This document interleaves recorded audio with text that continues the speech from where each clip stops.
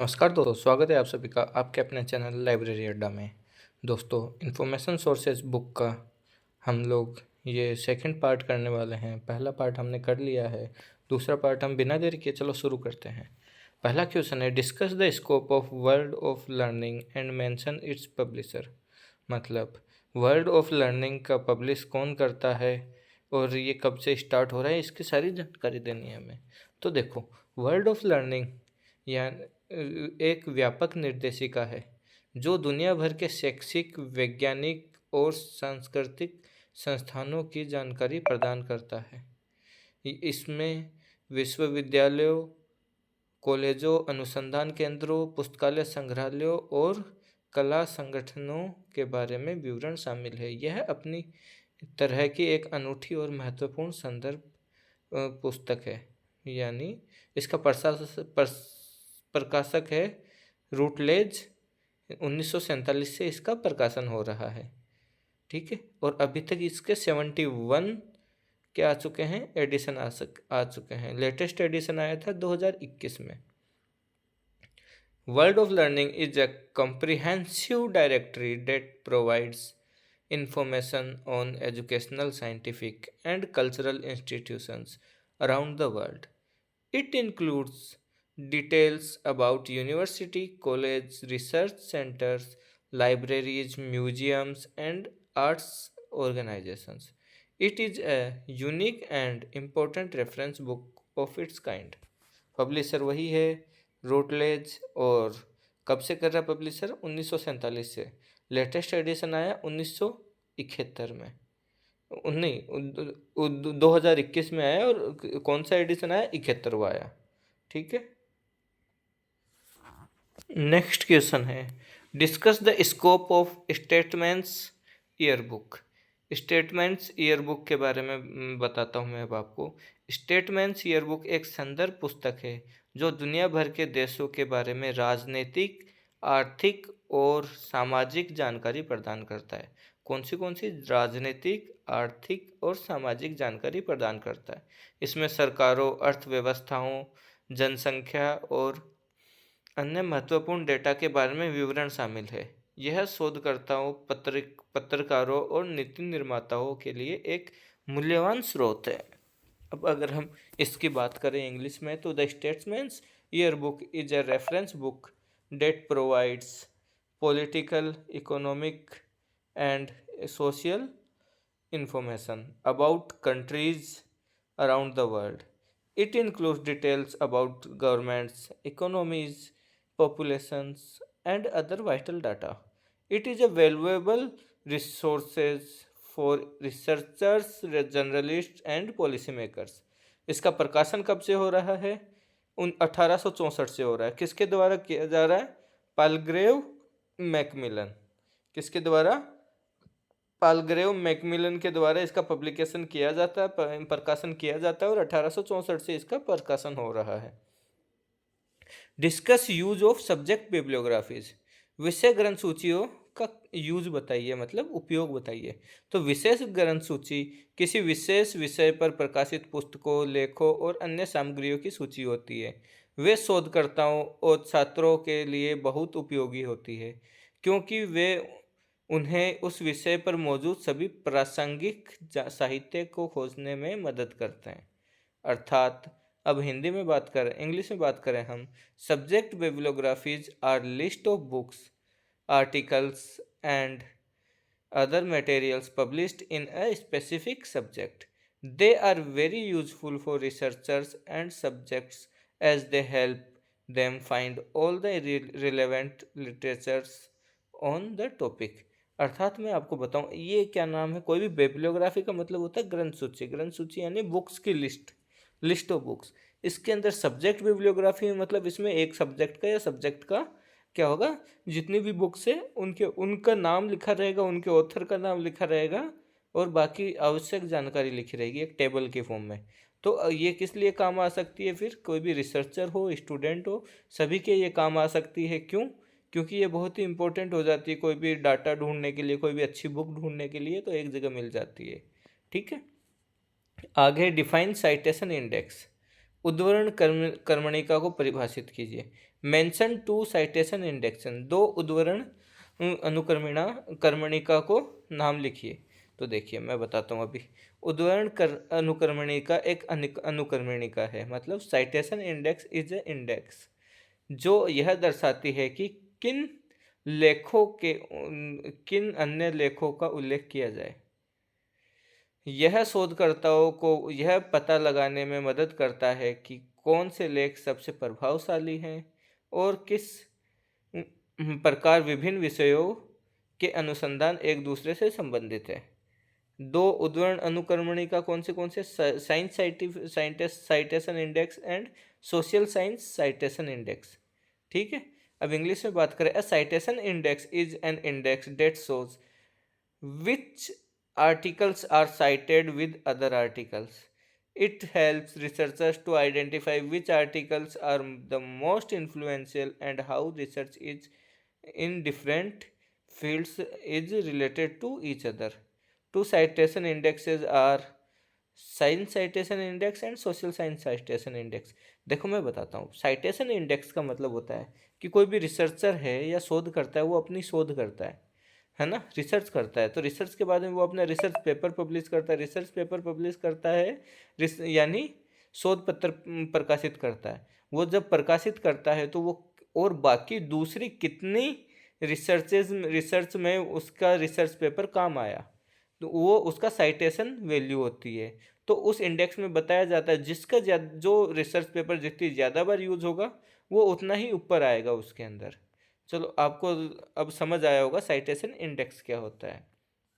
चलिए, what do you mean bye trade bibliography? व्यापारिक bibliography से क्या समझते हैं? मेंशन बिब्लियोग्राफी मतलब ग्रंथ सूची। तो व्यापारिक ग्रंथ सूची से आप क्या समझते हैं?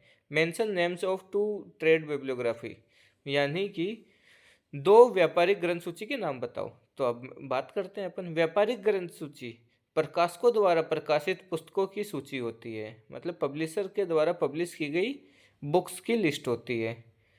वे पुस्तक विक्रेताओं वे पुस्तकालयों, पुस्तक विक्रेताओं और अन्य लोगों के लिए उपयोगी होती है जो नई पुस्तकों के बारे में जानकारी प्राप्त करना चाहते हैं। और ये किनके लिए इम्पोर्टेंट होती है? या लाइब्रेरीज हो, या फिर क्या नाम कौन हो, बुक खरीदने वाले हों, पुस्तक विक्रेताओं हो, बेचने वाले हो, और अन्य कोई भी लोग जो क्या चाहते हैं, नई पुस्तकों के बारे में जानकारी चाहते हैं। दो ट्रेड बिब्लियोग्राफी कौन सी हैं? इंडियन बुक्स इन प्रिंट एक है, दूसरा British national bibliography. Indian books in print और ब्रिटिश नेशनल बिब्लियोग्राफी। अब बात करते हैं अपन इंग्लिश में। अ trade bibliography is a list of books published by publishers. They are useful for libraries, booksellers, and others who want to find information about new books. Two trade bibliographies are Indian Books in Print and British National Bibliography. ठीक है, चलिए चलते हैं हम next question की ओर। Define universal bibliography and discuss its problems of compilation. सार्वभौमिक ग्रंथ सूची में दुनिया में प्रकाशित सभी पुस्तकों को सूचीबद्ध करने का प्रयास किया गया है। यूनिवर्सल यानी सार्वभौमिक। सार्वभौमिक ग्रंथ सूची को आप क्या कीजिए से क्या समझते हैं और इसकी प्रॉब्लम बताइए क्या क्या। ये है क्वेश्चन, तो इसका आंसर बात करते हैं अपन। यूनिवर्सल बिब्लियोग्राफी यानी सार्वभौमिक ग्रंथ सूची। सार्वभौमिक ग्रंथ सूची में दुनिया में प्रकाशित सभी पुस्तकों को सूचीबद्ध करने का प्रयास किया जाता है। मतलब पूरे वर्ल्ड में पूरी दुनिया में जितनी भी बुक्स पब्लिश होती हैं उनको एक ही लिस्ट में लाने का कोशिश किया जाता है। यह एक बहुत ही महत्वाकांक्षी परियोजना है और इसके संकलन के में कई कठिनाइयां हैं, जिनमें भाषाओं की विविधता, प्रकाशनों की विशाल संख्या और विभिन्न देशों के कैटलॉगिंग प्रथाओं में अंतर शामिल है। अब देखो, A universal bibliography attempts to list of all books published in the world. It is a very ambitious project and there are many difficulties in its compilation, including the diversity of languages, the vast number of publications, and differences in cataloging practices in different countries. मतलब इनमें difference या problem क्या क्या है? भाषाओं का अंतर होता है, भाषा विविधता। दूसरी चीज़ है कि बहुत सारे पब्लिशर्स हैं, तो पब्लिशर्स की संख्या भी बहुत बड़ी है, तो संभालना और लिस्ट बनाना मुश्किल है। तीसरी बात है, विभिन्न देशों में कैटलॉगिंग प्रथाओं में अंतर शामिल। मतलब जैसे कि हम ही देखो, कैटलॉगिंग कौन से कैटलॉगिंग पढ़ रहे हैं अभी? Anglo American cataloguing code, cataloguing rules two revised edition, और एक दूसरा क्लासिफाइड कैटलॉग कोड। हम दो पढ़ रहे हैं, ट्रिपल सी और AACR2। ऐसे अन्य देशों में और भी कैटलॉगिंग चीज़ें, कैटलॉगिंग कोड का यूज करते हैं। तो अगर इन सब का कैटलॉगिंग कोड का इनका यूज अलग अलग जगह करेंगे तो फिर उसको कंपाइल करने में भी दिक्कत आती है। अगला है evaluate Oxford English dictionary. Oxford English dictionary के बारे में अब मैं बताता हूँ आपको। ऑक्सफोर्ड इंग्लिश डिक्शनरी अंग्रेजी भाषा का सबसे व्यापक और आधिकारिक शब्दकोश है। यह शब्दों के अर्थ, व्युत्पत्ति, उच्चारण और उपयोग के बारे में विस्तृत जानकारी प्रदान करता है। यह विद्वानों, लेखकों और भाषा सीखने वालों के लिए एक अनिवार्य उपकरण है। The Oxford English dictionary is the important, comprehensive and authoritative dictionary of the English language. It provides detailed information about the meaning, etymology, pronunciation and use of words. It is indispensable tool for scholars, writers and language learners. आगे है ना, mention the three part of new encyclopedia Britannica. New encyclopedia Britannica के 3 भागों के नाम बताओ। तो पहला है माइक्रोपीडिया, दूसरा है मैक्रोपीडिया और तीसरा है प्रोपीडिया। कौन से हैं 3 भाग? माइक्रोपीडिया, मैक्रोपीडिया और प्रोपीडिया। ठीक है, इन पे Britannica of encyclopedia of Britannica, encyclopedia of Americana, इनके बारे में मैं डिटेल्ड वीडियो लेके आऊँगा एक, क्योंकि इन सब के बारे में क्वेश्चन आता ही आता है। इसलिए list out the geographical sources of information. सूचना के भौगोलिक स्रोतों में मानचित्र, एटलस, गजेटियर और भौगोलिक शब्दकोश शामिल है। Geographical sources of information include maps होते हैं, एटलस होता है, गजेटियर होता है, और क्या होता है? जियोग्राफिकल डिक्शनरी होती है। ठीक है, आगे एक और क्वेश्चन है, mention the different categories of bibliography. ग्रंथ सूची की विभिन्न श्रेणियों में विषय ग्रंथ सूची, लेखक ग्रंथ सूची और राष्ट्रीय ग्रंथ सूची शामिल है। The different categories of bibliography include subject bibliography, author bibliography and national bibliography. और भी कैटेगरीज हो सकती हैं, लेकिन हम 3 कैटेगरी पूछी तो 3 बताते हैं। जैसे कौन से सब्जेक्ट बिब्लियोग्राफी यानी विषय ग्रंथ सूची, दूसरा लेखक ग्रंथ सूची यानी ऑथर बिब्लियोग्राफी, तीसरा राष्ट्रीय ग्रंथ सूची यानी नेशनल बिब्लियोग्राफी। अब अगला क्वेश्चन है, differentiate between a yearbook and almanac. मतलब ईयरबुक यानी वार्षिकी एवं दूसरा पंचांग। अल्मानक मतलब पंचांग। इन दोनों में अंतर क्या होता है? एक ईयरबुक एक वार्षिक प्रकाशन है जो पिछले वर्ष की घटनाओं और विकासों का सारांश प्रदान करती है। ईयरबुक क्या है कि क्या नाम है, एक वार्षिक, एक साल में एक बार ही आते, तो वार्षिक प्रकाशन है जो पिछले साल क्या हुआ उसके लिए अभी प्रकाशन करती है। जैसे कि 2024 में क्या हुआ था उसके लिए जनवरी में ईयरबुक आएगी। ठीक है, एक पंचांग की एक वार्षिक प्रकाशन है। एक पंचांग भी एक वार्षिक प्रकाशन है, मतलब एल्मेनाक भी एक वार्षिक प्रकाशन है, लेकिन इसमें खगोलीय डेटा मतलब एस्ट्रोनॉमिकल डाटा, उसके बाद मौसम की भविष्यवाणी और अन्य जानकारी शामिल होती है जो आगे आने वाले टाइम के लिए होती है, पीछे वाले के लिए नहीं होती। ईयरबुक पीछे साल के लिए होती है, और ये क्या नाम है, अल्मानक या पंचांग क्या होता है, आगे आने वाले उसके लिए होता है, भविष्यवाणी के लिए होता है। Name 2 general multi volume encyclopedia. Multi volume मतलब बहुखंडीय विश्वकोशों के नाम बताइए दो के। तो दो कौन से हैं? इंसाइक्लोपीडिया ब्रिटेनिका और इंसाइक्लोपीडिया अमेरिकाना। ठीक है, इंसाइक्लोपीडिया ब्रिटेनिका और इंसाइक्लोपीडिया अमेरिकाना।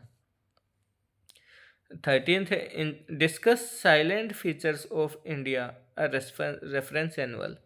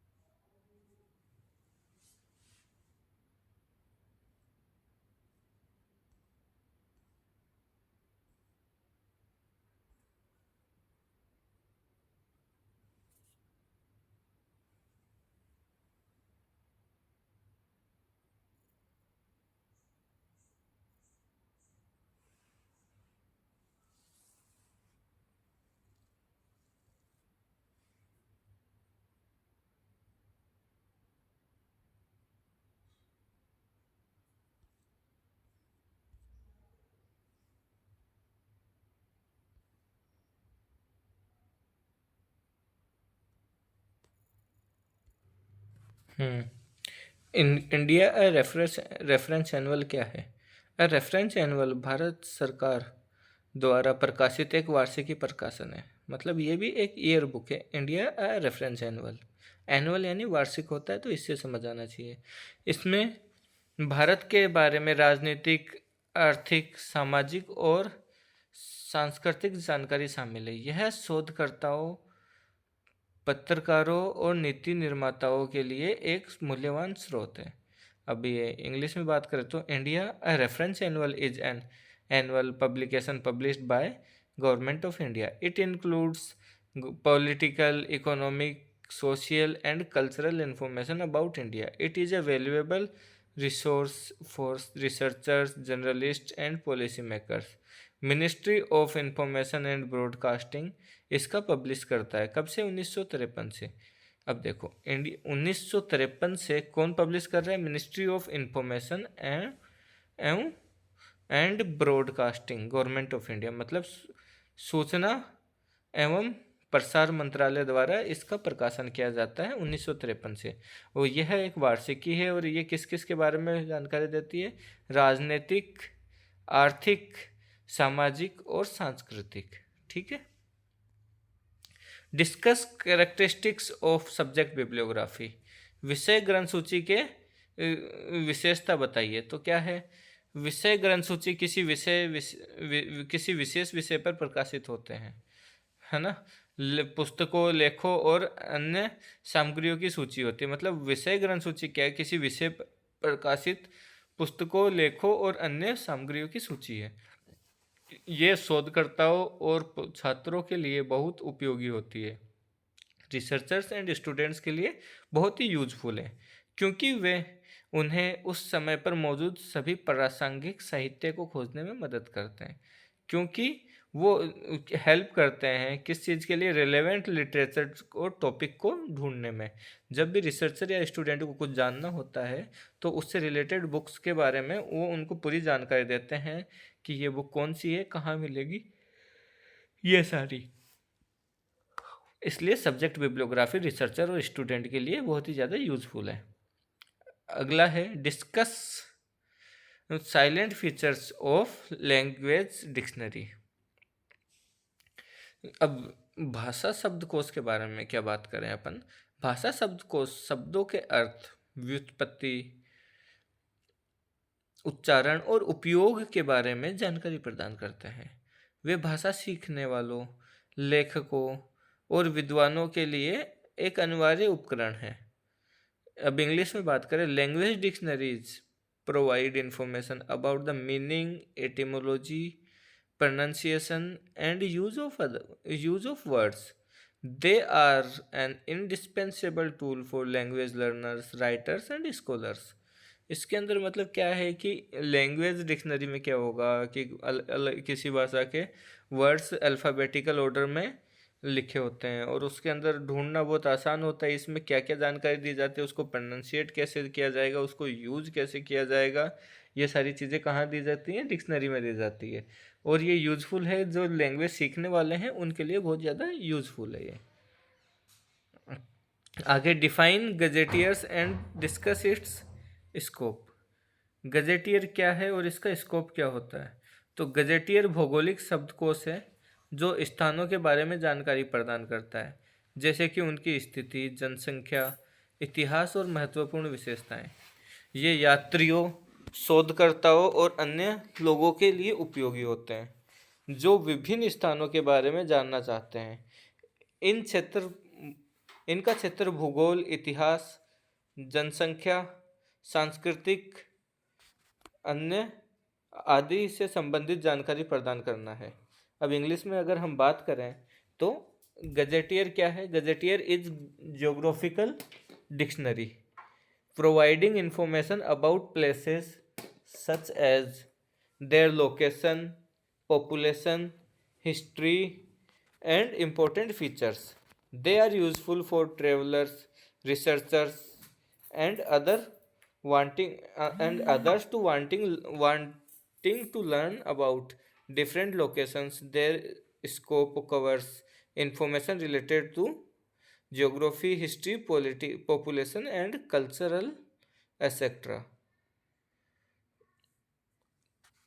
गजेटियर क्या होता है कि एक भौगोलिक शब्दकोश है जिसमें जानकारी प्रदान की जाती है कि जनसंख्या के बारे में, इतिहास के बारे में और कुछ इम्पोर्टेंट चीज़ें। ये किसके लिए उपयोगी होती है? तो कोई भी ट्रेवलर है उसके लिए, यात्री है यानी शोधकर्ता के लिए भी होगी, और अन्य कोई भी लोग जो स्थानों के बारे में जानना चाहते हैं उनके लिए बहुत ही ज़्यादा इम्पोर्टेंट है। क्योंकि इसमें क्या क्या दिया जाता है? कोई भी जगह के बारे में, जगह है उसकी भौगोलिक स्थिति दी जाती है, उसका इतिहास दिया होता है, उसकी जनसंख्या के बारे में दिया होता है और वहाँ की संस्कृति के बारे में दिया होता है। अब नेक्स्ट हम देखते हैं, discuss the importance of reference book. मतलब संदर्भ पुस्तकों का महत्व बताइए। तो संदर्भ पुस्तकें सूचना का एक महत्वपूर्ण स्रोत है। मतलब रेफरेंस बुक क्या है? एक इन्फॉर्मेशन का बहुत ही इम्पोर्टेंट सोर्स है। वे हमें विभिन्न विषयों के बारे में जानकारी प्रदान करने में मदद करते हैं। ये क्या करते हैं? डिफरेंट सब्जेक्ट्स के ऊपर हमें क्या देते हैं? जानकारी। वेरियस सब्जेक्ट पे हमें जानकारी प्रदान करते हैं और वे शोध और अध्ययन के लिए एक अनिवार्य उपकरण है। ये क्या है? रिसर्च और स्टडी के लिए क्या है? एक इम्पोर्टेंट टूल है।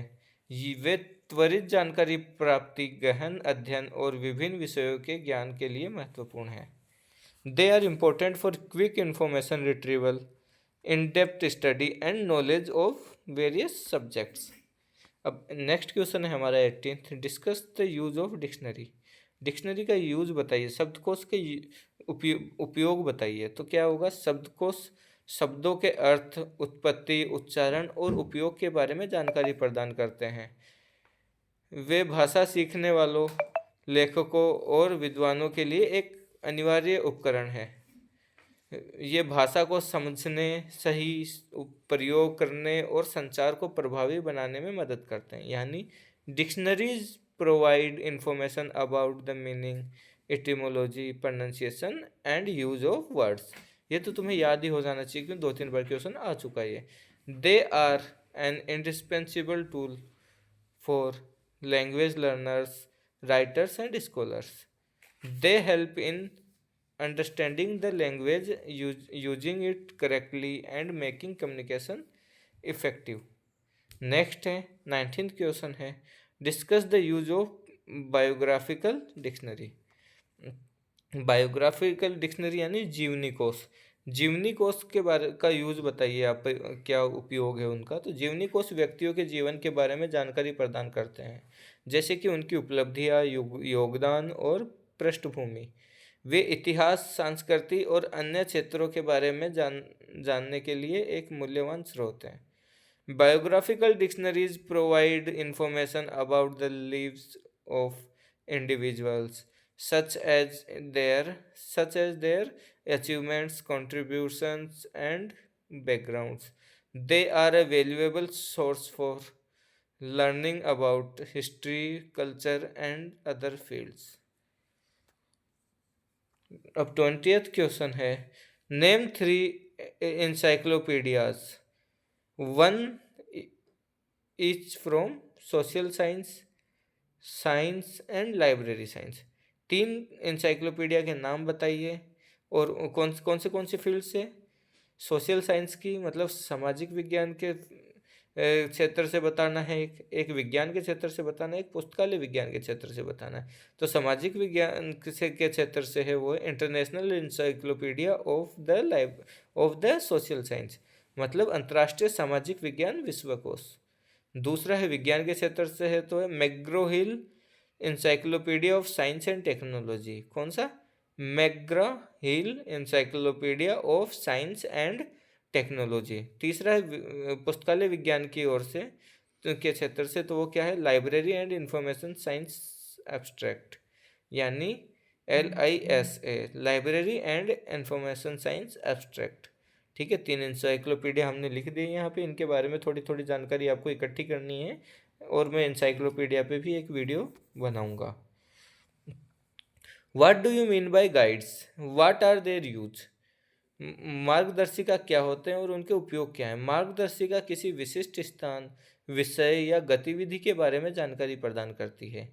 ये यात्रियों, पर्यटकों और अन्य लोगों के लिए उपयोगी होती है जो किसी नए स्थान पर गतिविधि के बारे में जानना चाहते हैं। ये यात्रा अध्ययन या किसी विशेष कार्य को सरल और सुगम बनाने में मदद करती है।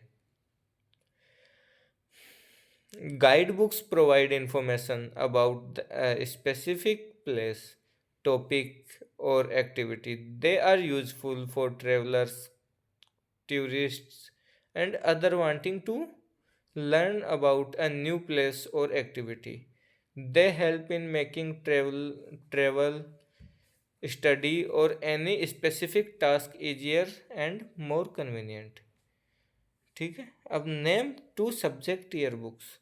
तो सब्जेक्ट ईयर बुक कोई भी हो सकता है, एग्रीकल्चरल ईयर बुक हो गई, या फिर क्या है, मेडिकल ईयर बुक हो गई। ठीक है, चलते हैं हम आगे। मेंशन द, एक बार ये आप सर्च कर लीजिएगा, 2 सब्जेक्ट ईयर बुक्स। ये मुझे याद नहीं रहा है, और मुझे याद तो इसलिए आप देख लीजिएगा, अगर आपको नाम मिल जाए तो। मैंने तो फील्ड बता दी यहाँ पे। Mention the languages included in INB, Indian national bibliography. चलो इसको तो हम डिस्कस पूरी डिटेल में करते हैं। Indian national bibliography, Indian national bibliography मतलब भारतीय राष्ट्रीय ग्रंथ सूची। ये 14 भाषाओं में प्रकाशित होता है।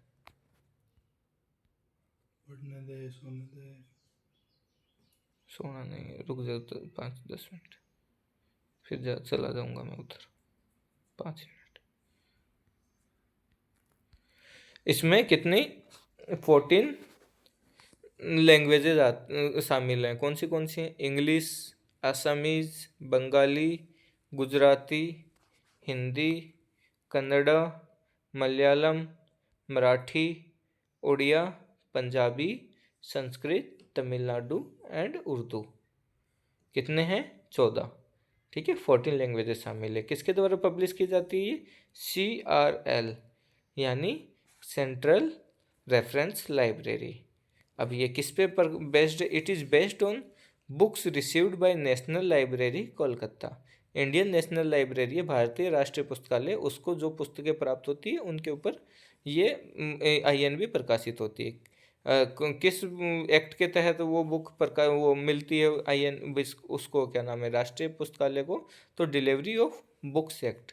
कब आया था ये? 1954 में। अब उपयोगिता क्या है इसकी? देश में बौद्धिक उत्पादन का रिकॉर्ड रखता है, यानी records the countries intellectual output, मतलब जितनी भी बुक प्रकाशित होती है देश में उनका रिकॉर्ड की एक लिस्ट बनाता है कि ये बुक हमारे देश में प्रकाशित हुई है। 14 भाषाओं में ग्रंथ सूची डेटा को एक ही स्थान पर लाता है। Brings together bibliographical data of 14 languages in one place. ठीक है। अब अगला पॉइंट है, पुस्तकों और प्रकाशकों का प्रचार करता है। Promotes books and publishers. अगला है विषय ग्रंथ सूची और पुस्तक आंकड़ों के लिए स्रोत सामग्री। Source material for subject bibliographies and book statistics. पुस्तकालय अध्यक्षों और पुस्तक विक्रेताओं के लिए पुस्तक चयन उपकरण। Book selection tool for librarians and book sellers.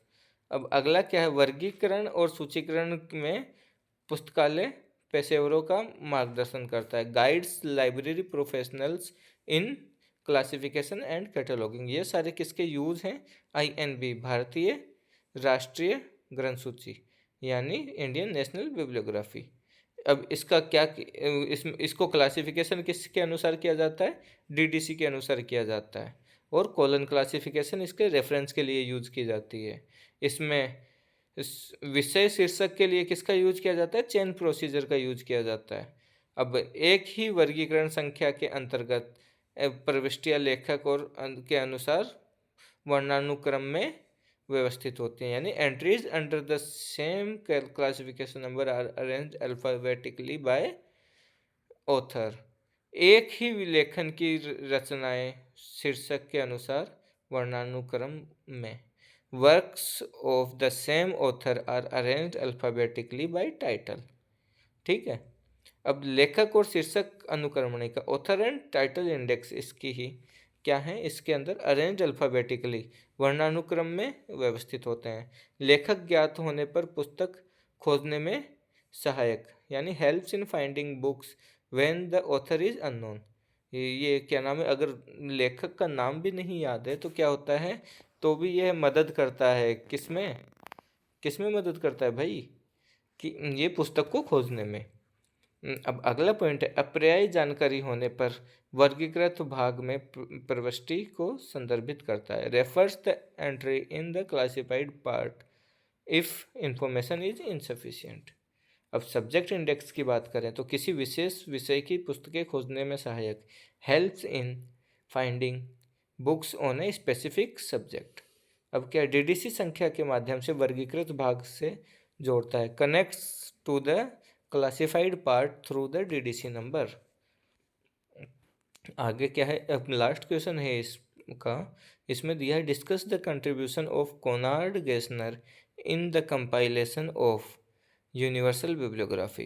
Konrad Gesner का किसमें, सार्वभौमिक ग्रंथ सूची बनाने में उसका योगदान की बात करनी है। तो कोनार्ड गेसनर क्या है, ये क्या है, एक ये फादर ऑफ यूनियन बिब्लियोग्राफी कहा जाता है, इनको पिता कहा जाता है।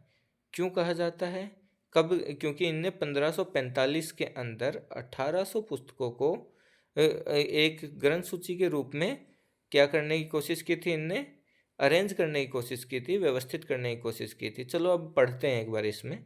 Konrad Gesner, a 16th century Swiss scholar, is considered the father of bibliography for his pioneering work in creating a universal bibliography. His most significant work, Bibliotheca Universalis, was the first modern bibliography. It catalogued thousands of published in Latin, Greek, and Hebrew, listing authors alphabetically with titles, annotations, evaluations, and commentary on each work. This was a crucial step towards comprehensive bibliographic cataloging. अब बात करें अगर हिंदी में, तो Konrad गेसनर क्या है, 16वीं सदी के एक स्विस विद्वान थे जो सार्वत्रिक ग्रंथ सूची बनाने के अपनी अग्रणी कार्य के लिए ग्रंथ सूची का जनक माना जाता है। उनका सबसे महत्वपूर्ण काम है बिब्लियोथेका यूनिवर्सलिस। इनने सबसे पहले एक क्या बनाई थी, ग्रंथ सूची बनाई थी जिसका नाम था बिब्लियोथेका यूनिवर्सलिस। ठीक है, पहली आधुनिक ग्रंथ सूची थी। इसमें लैटिन, ग्रीक और हिब्रू भाषा के में प्रकाशित हजारों ग्रंथों को वर्णानुक्रम मतलब अल्फ़ाबेटिकल ऑर्डर में लेखकों के साथ उनके शीर्षक, एनोटेशन, मूल्यांकन और प्रत्येक कार्य पर टिप्पणी के साथ सूचीबद्ध किया था। ये बहुत ही इम्पोर्टेंट काम है और बहुत बड़ा काम था। यह व्यापक ग्रंथ सूची कैटलॉगिंग की दिशा में एक महत्वपूर्ण कदम है। यह this was a crucial step towards comprehensive bibliographic cataloguing. ठीक है, इसीलिए इनको क्या कहा जाता है, फादर ऑफ बिब्लियोग्राफी कहा जाता है। किसको? कोनार्ड गैसनर को। इनने 1800 पुस्तकों को 1545 के अंदर क्या किया था, बिब्लियोग्रा मतलब एक लिस्ट में लेके आए थे। कौन सी भाषा के थे वो? लैटिन, ग्रीक एंड हिब्रू भाषा के थे। ठीक है, चलिए इस वीडियो में इतना ही। जय हिंद, जय भारत।